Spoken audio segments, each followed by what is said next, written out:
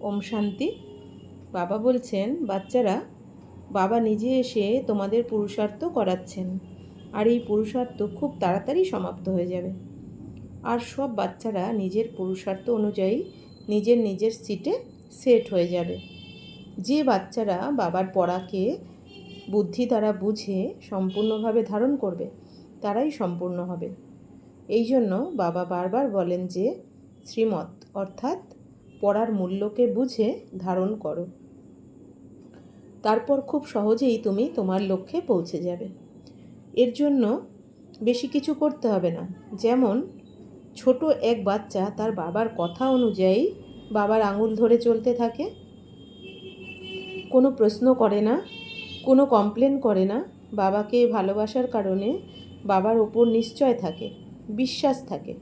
তাই ওই বাচ্চার কোনো রাস্তার কথা না চিন্তা করে বাবার আঙুল ধরে চলতে থাকে।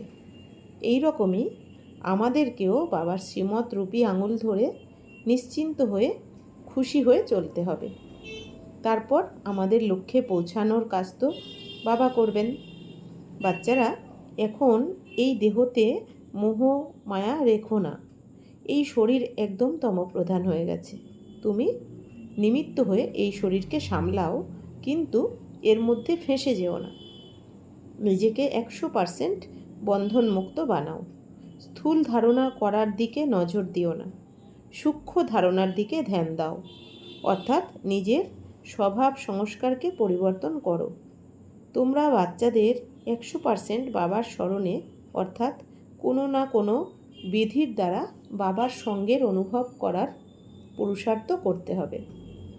তোমরা বাচ্চাদের হঠযোগী নয়, সহজযোগী হতে হবে। সহজযোগী আত্মারাই হালকা আর খুশি থাকতে পারবে।